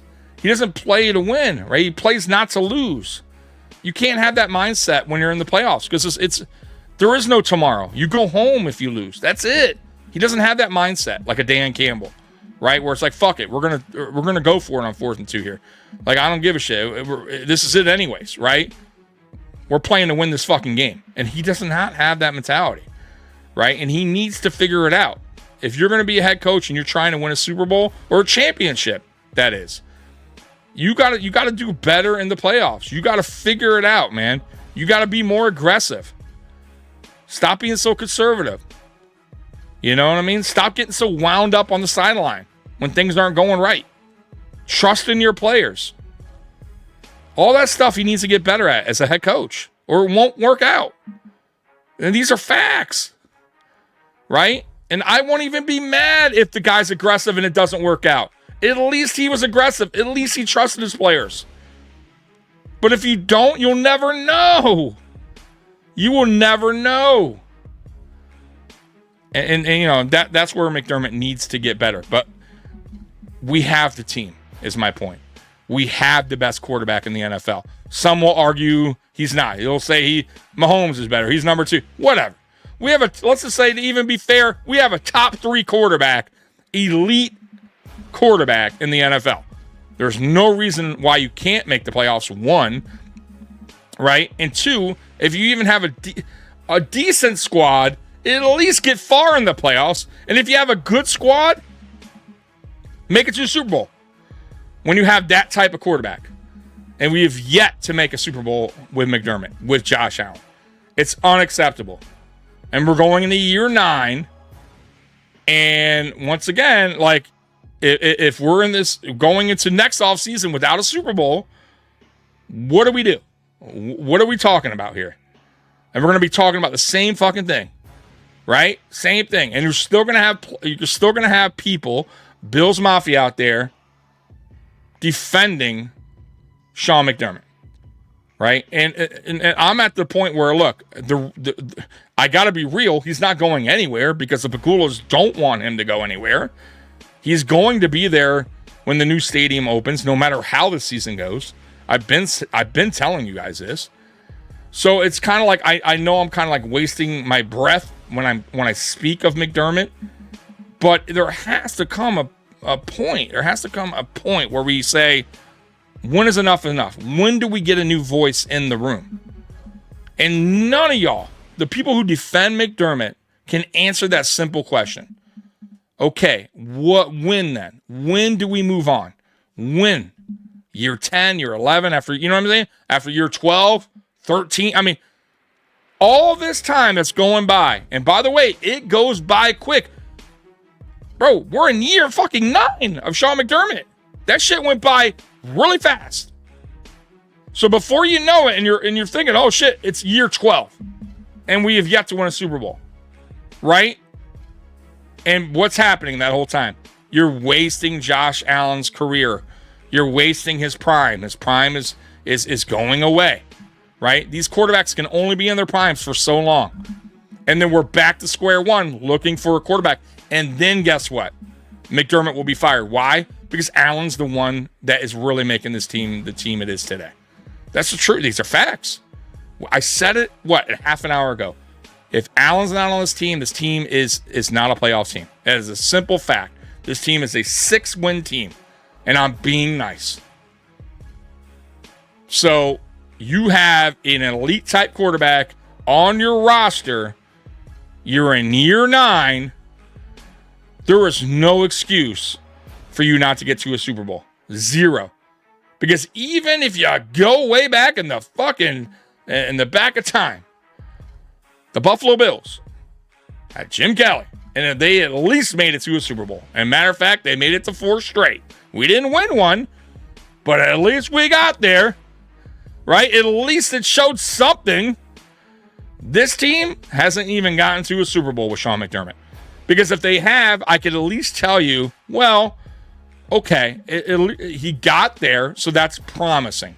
I know he can get there now, right? So I got a little bit of faith that he can get there again. and possibly win a Super Bowl. But the fact is, he hasn't even gotten there. And that is concerning, right? That is very concerning to me. So we'll see. We'll see. But like I said, the question is, and the question will remain is, how longer do Bills Mafia feel like Sean McDermott should be head coach if he hasn't even gotten to a Super Bowl? And I'm just saying, get to a Super Bowl. Do you keep Sean McDermott as head coach? And none of y'all can answer that, truthfully. None of y'all. You know what's funny? I've had people say, wait till this year, or, and then we'll talk again. Well, okay, that was fucking, I've been talking about this for 3 years. And y'all still, you want to wait another year? You want to wait another year? You want to wait another year? Like, come on, man. Excuse after excuse. Well, if these guys were, if you weren't injured, and who knows? If this didn't happen, who knows? Bro, stop. You don't think every other NFL team deals with injuries? Of course they do. You think we're the only ones, just poor old Buffalo Bills, going into the playoffs with injuries? No, of course not. Why do you think the NFL is 18 weeks, right? They do that on purpose. Of course it is. There's going to be injuries along the way. You could be the greatest team on paper entering week 1, but by week 13, if half those great players are injured, you're not probably making the Super Bowl, right? If they don't get back in the playoff. That's just the reality of things. That's why seasons are long. You never know what's going to happen, right? Players got to stay healthy, and playoffs start, and that's when coaches got to do a better job, right? That's why depth is so important. All the other stuff comes into play. But there's no excuse. There's injuries all the time. I don't want to hear it. Oh, man. Spin a long time. Oh, is Spin in the building? Sure, Spin's going to yell at me. Here you go. So listen, Spin, somebody asked me a question about if this roster is a Super Bowl roster. It's the only reason I got on my little rant here. And I'm being nice. I was nice. Keys, tell him I was nice. I did say Sean McDermott is a good regular season head coach. He's fine. He gets to the playoffs. He does fine. But the reality is, in the playoffs, he has not done a good job. And I don't want to hear the excuses that you're going to give me. Like it doesn't matter. He has not gotten the job done. We have not been to a Super Bowl. We're in year 9. And you can defend him all you want. And guess what? I'll still be on this podcast for many years. Unless I, pass away or something crazy, get hit by a bus. But if we don't get to a Super Bowl with Josh Allen, while Josh Allen's our quarterback, I want to hear what you got to say afterwards. I really want to hear your opinion then on Sean McDermott and the great job he's done here and what he's done for getting his team to a Super Bowl. Because ultimately, that's the goal, is it not? Is the goal a Super Bowl or no? Is like if it's not the goal, then to you or to anyone else that's defending Sean McDermott, then fine. If you just want a winning team year after year, okay. Oh, you know what? God bless you. You know what I mean? I can't tell you how to feel, right? If that's what makes you happy, just being a good team where you're, every offseason you're like, you know what? I love my Buffalo Bills. We're at least we're a good team. We're a playoff team. If that's how you feel, listen, I'm not knocking that, but I want more. I want a fucking Super Bowl. I don't get why people don't set their goals higher. Like, what's going on here? Your goal should be a Super Bowl, right? It should be. Not just to be, we're a playoff team. I mean, come on, man. It depends on how he develops this current. You see, Spin? You see? But what about previous years? What about year 8? What about year 7? What about year 6? What about year 5? What about year 4? It took him so you're saying it took him 8 years as head coach to now see what he has on defense, what he has this year? He's a defensive minded head coach, right? If he was an offensive minded head coach, I'd be like, oh yeah, he's doing his thing, right? We were second in scoring last year. Josh Allen and the offense seems to be rolling. Got Joe Brady, offense, up there in points. The defense is the problem. That's not been the case. He's a defensive-minded head coach whose defense has been a problem for many, many seasons. And we're going into year 9 going, well, let's see what he can do this year with this defense. What about the year before? The year before that? The year before? Like, come on, man. Like why are we? What are we defending here? That's crazy to me because you know what's funny? If he was a coordinator, you would have wanted him fired by now. You know that's true. If he was our defensive coordinator, let's just say hypothetically we had a whole different coach. Let's say we had a whole, like just whoever. And our defense was a problem, right? We're going in year 9. Let's say, well, hold on. We just wrapped up year 8 with the same defensive coordinator. You would for sure, there's no fucking doubt in my mind, you would want that defense coordinator fired. There's no doubt in my mind. I'm telling you, you're lying to yourself if you sit here and tell me that you will want Sean McDermott as your defensive coordinator. There's no way. There is no fucking way. I mean, am I wrong here? If your offense stunk, okay, I'll give you an example. If we kept Ken Dorsey as our offensive coordinator for 8 years and the offense was still like it was under Ken Dorsey, you would be like, oh, Ken Dorsey, hey, let's see what this year, we got a whole different offense. No, bro, you would want him fired. You wanted him fired after a year and a half. It didn't even say he couldn't even be offensive coordinator for 2 years. Matter of fact, y'all were saying fire Frazier. Right? Come on. I don't get it. What are we talking about here? It's crazy, bro. It's crazy. I just, y'all have to really think about that. Because I honestly, until now, I never even brought that up, right? Put McDermott as defensive coordinator on this team. Would you have fired him by now? Go ahead and put it in the chat. Tell me. Would you have fired Sean McDermott if he was a defensive coordinator on this team for the past 8 years? Or would you still keep saying, hey, I like Sean McDermott as defensive coordinator. Done a great job. Let's see what they can do this year with our new defensive line. Like, I'm going to tell you right now, fuck no. Fuck no. Stop. He would have been fired. Ain't no fucking way you would have kept Sean McDermott as defensive coordinator. That's a goddamn lie. And, of course, Miles Murray, my buddy, he always trolls me. He says yes. No.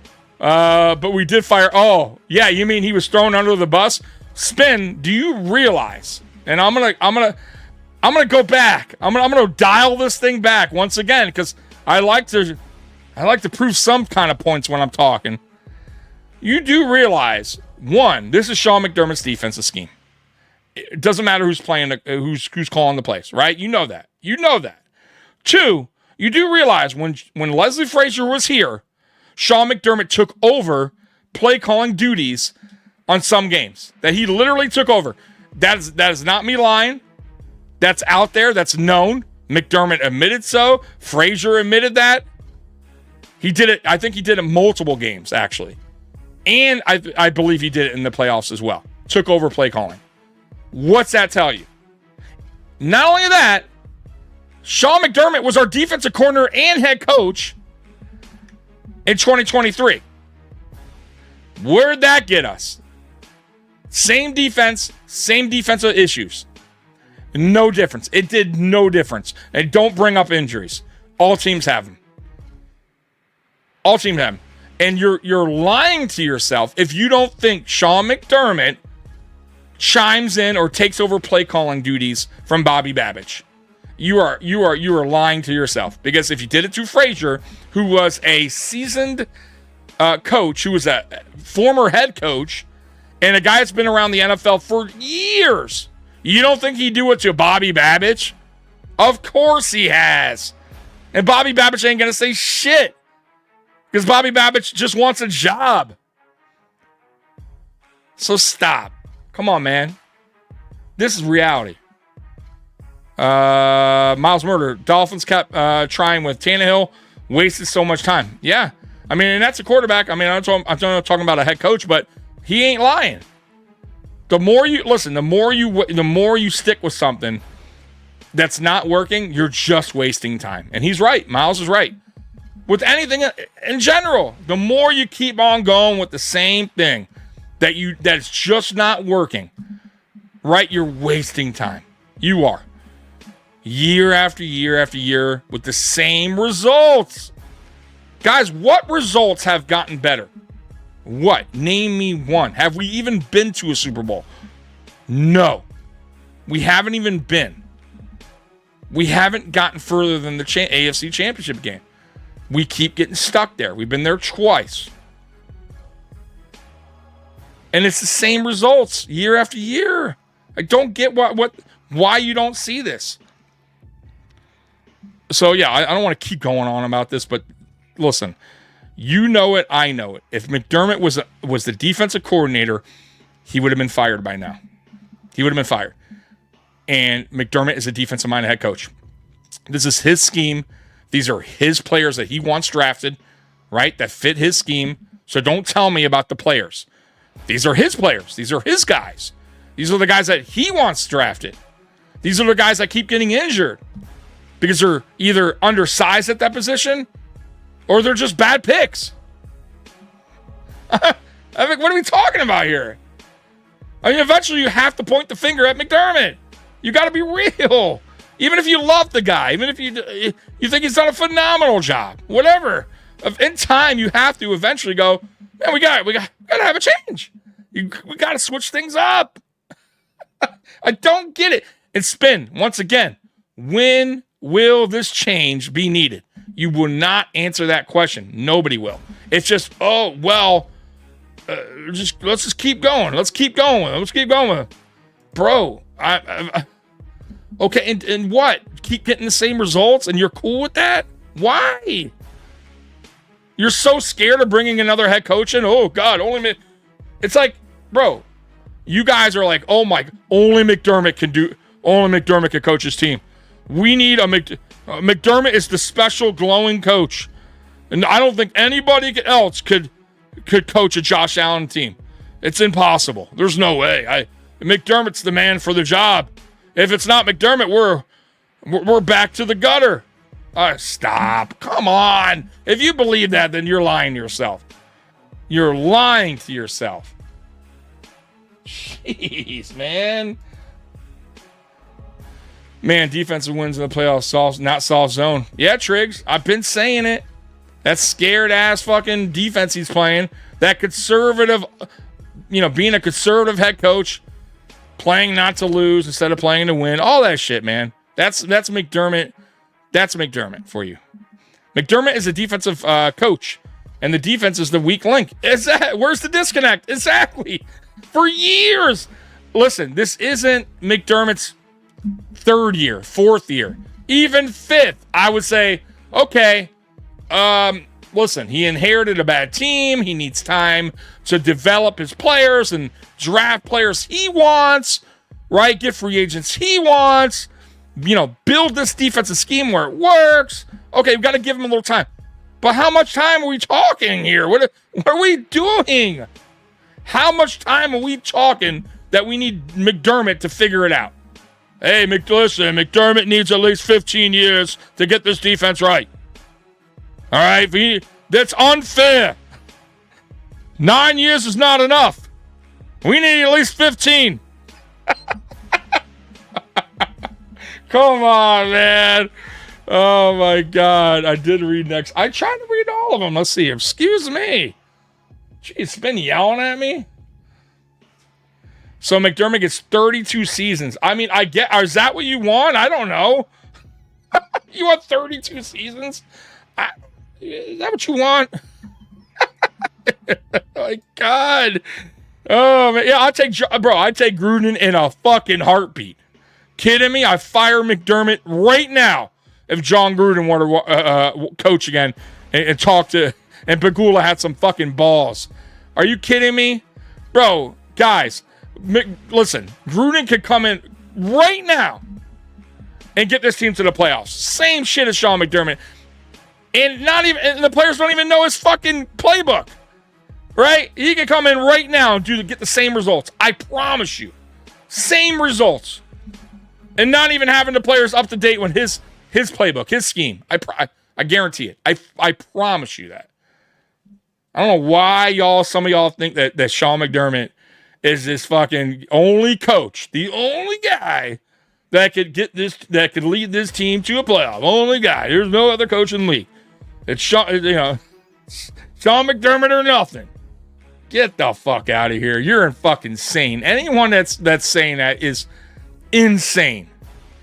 Is the all 20? I know, bro. What the fuck is going on? By the way, I don't know if you all know about the all 20. So they have a all 22 on NFL Plus that a lot of us, at least people that's in the podcast game, we look at the all 22. It's a better breakdown of the game. And I swear to God, the Bills-Giants game is still not up. I haven't checked today. But it's I think the only one that they haven't put an all 22 on. It's wild to me. Gruden isn't much better. Get the fuck. Are you fucking kidding me? Sean, do not.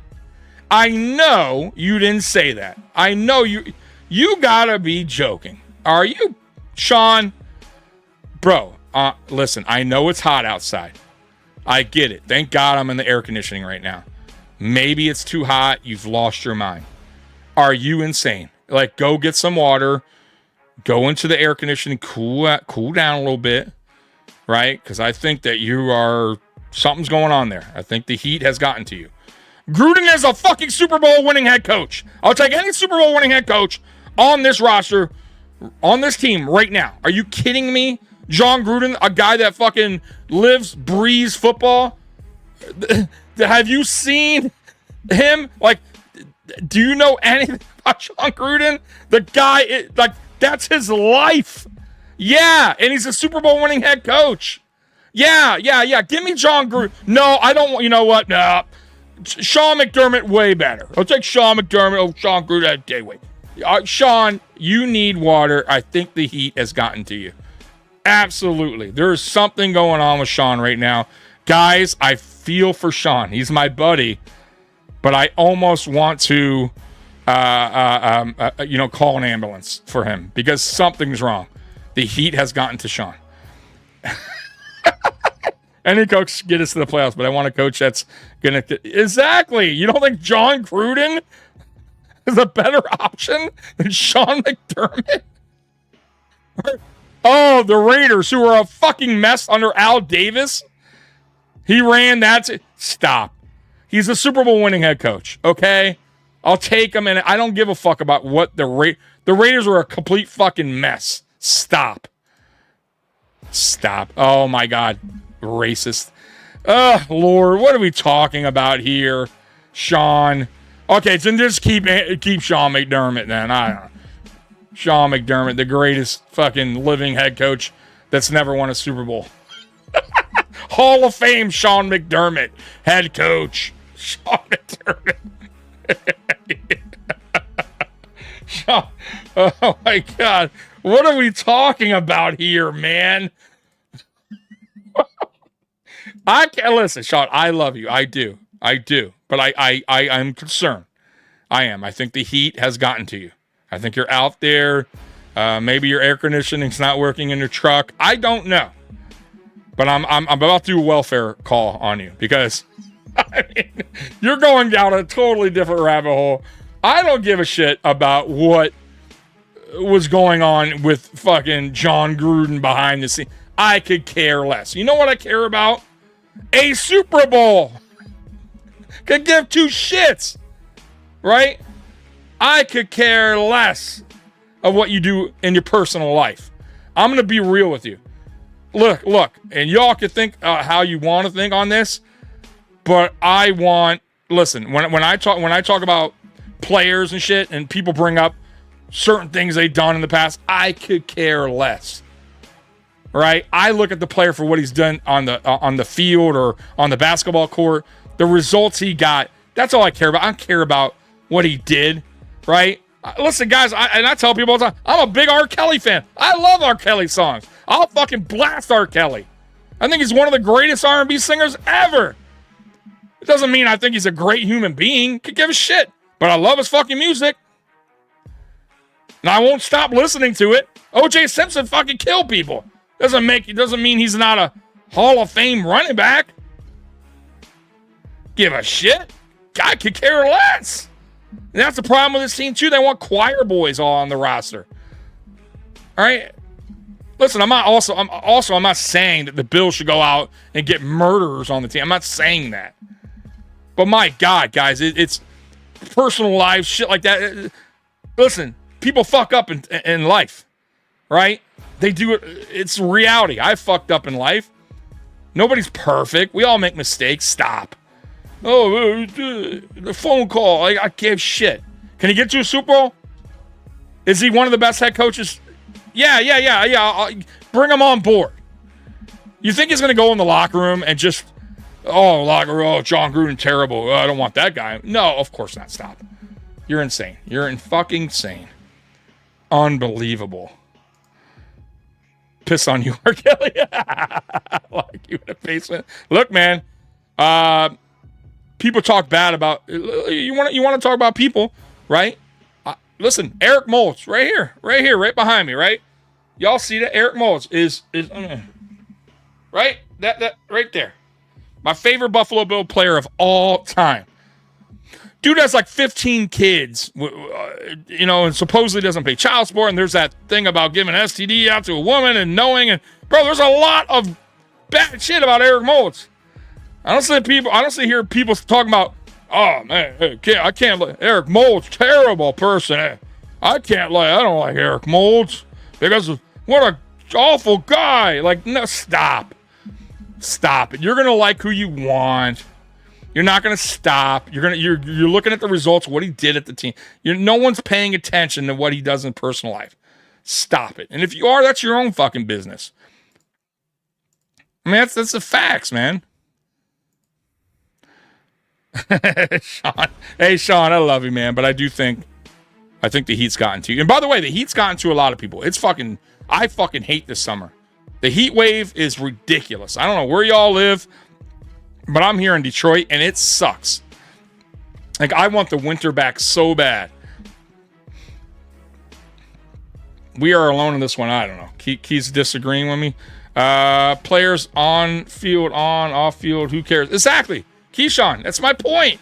Keys knows.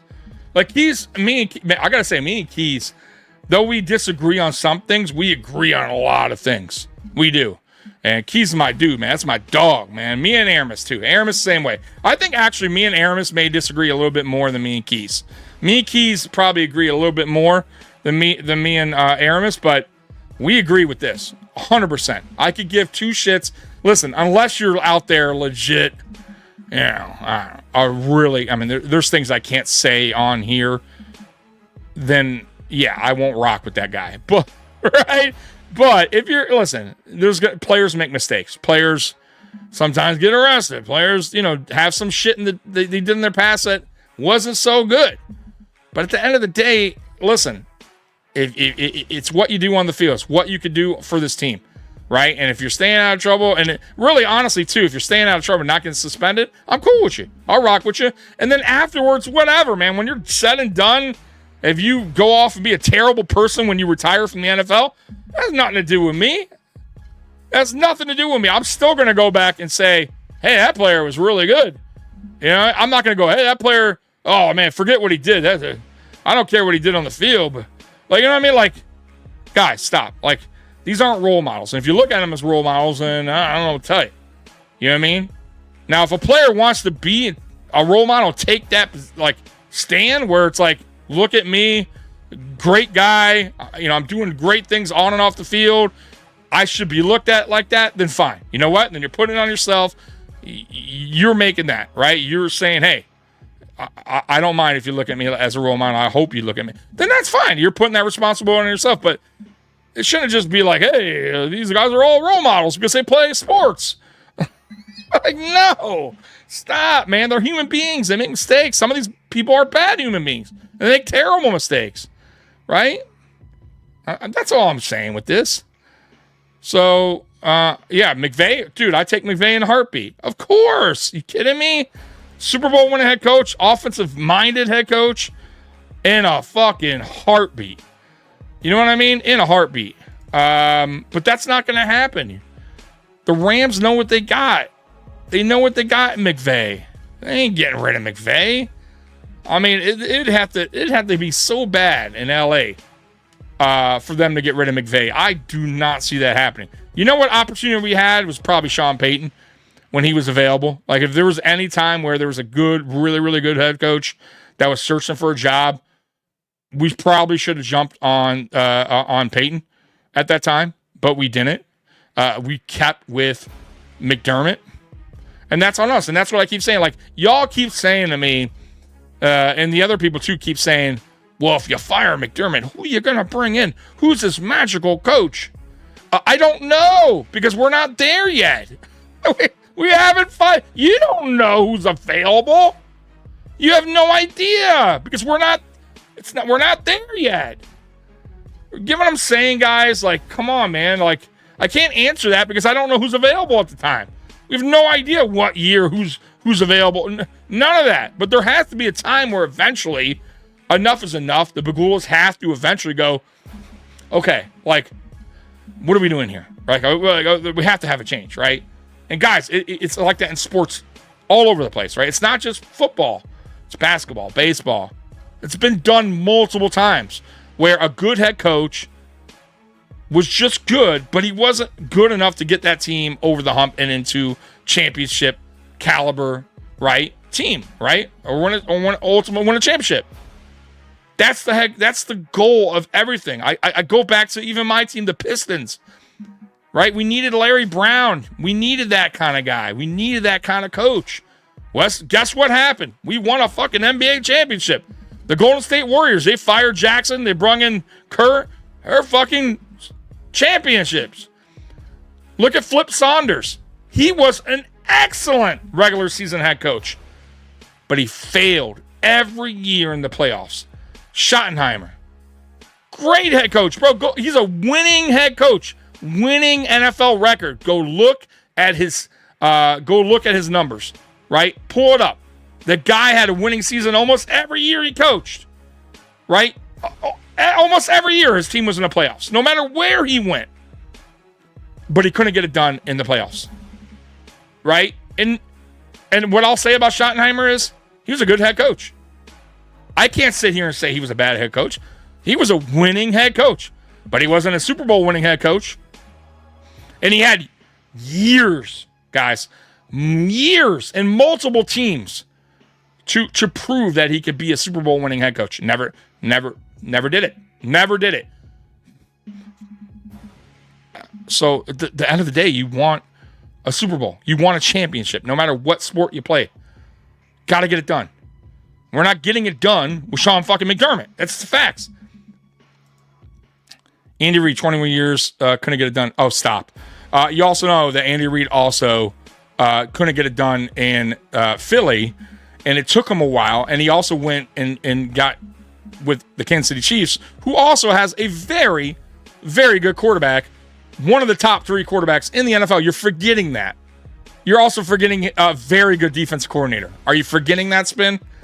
That he's had that help? And he's also, yes, he's matured as a head coach, and he's gotten better as a head coach, but he also has a team around him, right? So you're saying that Sean McDermott doesn't have a team around him, that he doesn't have a top 3 quarterback? He does, doesn't he? Does he not? Am I wrong? Am I missing something? Is Josh Allen not around the same tier as Patrick Mahomes? Am I missing something? What am I missing here? Stop. Come on, stop, bro. Stop with that. And fine, I don't give a fuck. If Sean McDermott goes and gets better somewhere else and wins, okay, good. More power to him. Good. I'll clap for him. Great. So what? He's not doing it here. You don't think that listen, you don't think Kansas City Chiefs fans had the same talk when Schottenheimer was the coach here? Really? You don't think that talk was said? You don't think this argument was out there? We should keep him. He's a winning head coach. He only needs more time. He needs more time. He needs more time. Right? What are we going to do? If we fire him, who's going to come in here and be a coach that gets his team to the playoffs like Schottenheimer? You don't think those talks were being talked about back in the day before social media? Of course they were. Of course fans were sitting in a bar just like this going, damn, Schottenheimer, like, when can he get the job done? Right? And then you don't think that when he went to another team, they were excited because they had a winning head coach, but then by year 3, year 4, they were like, yeah, same conversation me brought up. Of course. It's just he hit the wall, man. For whatever reason. I don't know why. But Andy Reid, once again, he's been around the league a long fucking time. A long time. Matter of fact, longer than McDermott. Right? Way longer than McDermott. But he also got fired. Right? And then it took him to go to another team that has one of the best, if not the best, quarterback in the NFL. Right? And then he also has a good coaching staff. Right? By the way, McDermott, this is his coaching staff. So don't blame it on coaching staff either. These are the guys he wants. That's it. I'm done. I'm done with the fucking McDermott dog. You guys drive me insane. Drive me fucking insane. Josh Allen literally is the MVP of the league. You should be in the Super Bowl. Exactly. I mean, at least one. We should have made it. Right? I'm not even saying we should have won one by now. But at least been there. Joe Burrow got to a Super Bowl. And by the way, I like Joe Burrow. To me, is one of the best quarterbacks in the NFL for sure. Top 5. But come on, man. You're telling me Josh Allen couldn't have gone to one already by now? Of course, man. Come on, man. What are we talking about here? Why do you keep giving excuses for this guy? I don't get it. That's what frustrates me the most about this whole thing. Y'all keep coming up with, not all y'all, but a lot of Bills Mafia want to just excuse after excuse after excuse after excuse.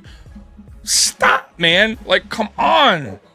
There has to be a change at some point. We'll see what happens this year. Listen, man. I don't care. McDermott wins Super Bowl. I'll eat crow all day, and I won't even give a fuck. I don't care if all y'all come back. The people that are supporting McDermott is like, we told you so. We told you, Tommy. McDermott's the guy. We won a Super Bowl. I would say, you know what? Fuck yeah, man. I'll eat crow all day because I don't care. I'm happy, but it don't bother me. Bills won a Super Bowl. But I'm telling you, as we sit right here today, I don't trust him. I don't trust that he'll get the job done. Because what has he proven? What has he proven? What's he proven to say he can at least even make it there? Nothing. He lets us down in the worst possible moments. Reach the Super Bowl and losing is the same thing. No, it's not. No, it's not. No, it's not. You're totally wrong, bro. You're absolutely wrong, Spin. Listen, if McDermott reached the Super Bowl, right, already, let's say he reached one in, I don't know, his 7th year, whatever, I would have way more confidence in Sean McDermott as head coach that I know that he could get us to a Super Bowl, right? That we're, okay, then I could go into the whole debate about we just need a few more pieces, right? The reason why is because we didn't have enough.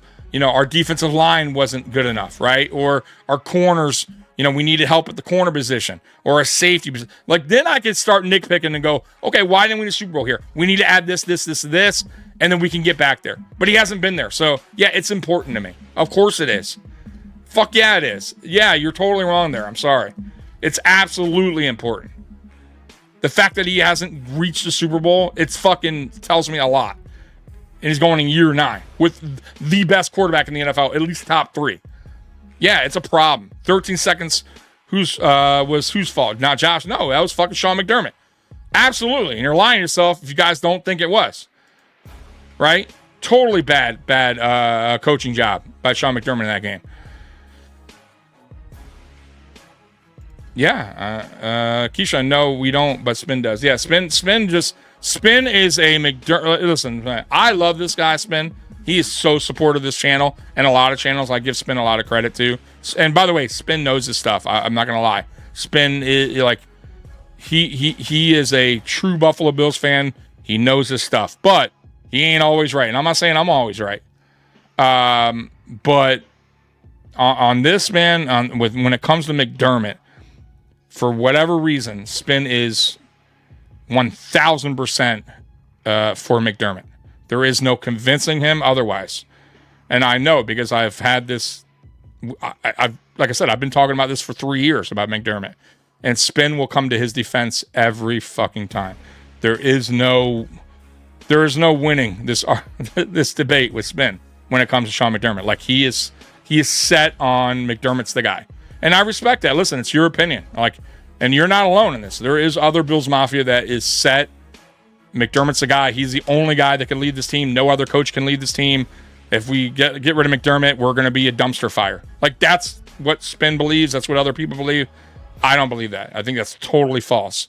But listen, it's an opinion-based, right? It's opinion-based, right? It's an opinion-based podcast. I'm not always right? And I hope I'm wrong with this. I hope McDermott proves me wrong, wins Super Bowl. But listen, there's nothing that told me, there's nothing that he's done that has convinced me that he can even get us to a Super Bowl. And I'm going to stick to that. And you can stick with McDermott's the guy. He's the only guy. He's the true guy. And that's fine. I mean, that's your opinion. I cannot, I can't convince you clearly. You're set in your ways with McDermott's the guy, and I'm set in my ways that I don't believe he is. That's BS. None of us wanted Marv Levy fired, and he went to 4. Yeah. Listen, Marv Levy shouldn't have been fired. And I'll explain why, man. Sometimes there's just a better team. I mean, these are facts. And if you go back to the Super Bowls, and I watched them, I'm not a new fan here, right? Some fans are new. Some fans don't remember or weren't around when the Bills were going to the Super Bowls. I was, right? I started watching in '89, so I was right there. But the only Super Bowl truly that they could have won was the first one against the Giants. That was the only team I felt like they had their opportunity and they wasted it. Outside of that, guys, bro, that Washington team was really good, special. Like, nobody was beating Washington that year. I don't care what y'all say. And then those Dallas teams were stacked. I mean, they had the best offensive line in football. Their defense was sick. Their offense was sick. And we had a really good team. I'm not knocking our team. Our team was the best team in the AFC. But that doesn't mean they were the best team in football. Clearly, they weren't, right? The Cowboys were the best. They were dominant.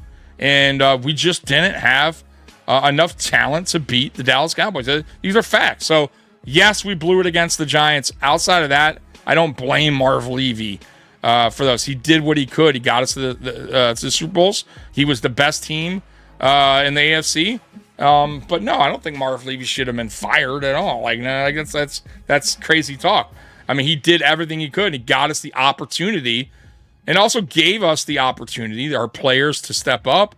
They just weren't, and unfortunately, we didn't have enough talent against Washington and Dallas. So it is what it is, man. But at least he got us there. He gave us the opportunity. He gave the players an opportunity to step up. At least, I mean, McDermott hasn't even gotten us there. He doesn't even trust his players in the playoffs. I mean, go look, man. He's conservative as all hell, right? This is the way his coaching style is. I mean, I don't know, man. Y'all can think how you want, man. Spin wants you to spiral. No, I'm not spiraling. I just like to keep shit real, man. I really do, and I don't want people thinking like my opinion is it's the gospel, right? Like anything I say is it's right. It's not. You believe what you want. If you believe McDermott is a great head coach, he can be a Super Bowl winning head coach, then that's on you. That's your opinion. And it is what it is. I respect that. I got to respect that, right? But I'm telling you my opinion. I'm telling you what I've seen since McDermott's taken over, and I don't see anything that tells me that this guy can even get to a Super Bowl. I don't. He everything I just said is a reason why. I'm not going to repeat myself, but yeah, that's it. I feel like you are going to come for me Friday. No, dang. Oh, Spin? Yeah, Spin's going to. Spin. Oh, look. Yeah, Smith's coming at you, boy. Emmett Troy and Michael was too much. Yeah, that team was stacked, bro. Defensively, too, man. Like, they were stacked with talent. And we had talent, too. It's just, man, they were just... I just don't think anyone would have beaten them, man. And same with Washington that year. They just were a really, really, really good team. Giants was the team. Like, it's too bad because we should have a Super Bowl trophy here, right? We should have a Lombardi trophy in Buffalo today. I felt like we went into that game a little bit cocky, thinking we had that win in the bag. And the Giants just outplayed us, man. Really, they were more physical. I felt like, obviously Scott Norwood missing it, but it shouldn't even came down to that. Honestly, like we should have beaten them without having to go for a game-winning field goal. Like we should have won by at least 10, 13 points, in my opinion. We are that better of a team than the New York Giants that year, but. It is what it is. You can't go back in time. You can't switch things up. And here we are today. So here we are in the current day, and we have one of the best, if not the best, quarterback in the NFL, and we still have not gone to a Super Bowl. And he's going into year 8, and we're going into year 9 with the same head coach, and that's the problem. And I need to see something here. So my thing is this: is if we can't get it done this year, with Sean McDermott, what are we talking about then? We're going to year 10 then next year. And we're going into year 10 with Sean McDermott because I know these are facts. Because he's going to be the head coach in the new stadium. Like that's set. Like I'm telling you guys right now, that's set in stone. I would be shocked if Sean McDermott, is, no matter what happens this year, is not the head coach in 2026. So after year 10, I guess I'll ask this question. How about that? After year 10, if we don't get the Super Bowl with Sean McDermott, at least make it there. Are you finally going to admit we need to go into a new direction? And I guarantee Spin probably says, no. Keep him on board. 90 Bills didn't sober up until fourth quarter. Yeah, that was the problem too. So from what I heard, they went out a little partying before the Super Bowl. Against the Giants. So once again, a little bit too cocky, probably feeling something's a little bit too much. We had a really good team. And I just feel like they, that they got caught up because of that. And it happens, man. But unfortunately, when they went back the next 3 times, they went against very, very, very good teams. And they just couldn't compete, Yeah, we gotta respect Spin. Spin's a cool guy. Hell no, Tommy. 32 more years, right? McDermott's gonna be there in a wheelchair, just old, going out, And Spin's gonna be there with this McDermott sign, right? In the stands. I love McDermott, right? Old Spin with an old McDermott, just wheeling himself out there, just barely making it. He's clapping in his wheelchair. He's wheeling himself to the refs real quick to call timeout. All because Spin wants him here until we somehow, some way make it to Super Bowl. Anyways, guys, man, I've been on here 2 hours, so yeah, man, I appreciate y'all rocking with me, man. We will be live Friday night lights at 9 p.m. You don't want to miss that. And we'll obviously Mikey should be back by then. He had an ear infection from all this James Cook contract hold in, hold out talk. And I'm sure he's doing better now. So now that this whole saga has ended with James Cook, we can get back to football, right? Talking football. So I'm sure we'll talk a little James Cook on Friday at 9 p.m. You don't want to miss that. So Bills Mafia, I love you. And as always, go Bills. I'm out of here. Peace.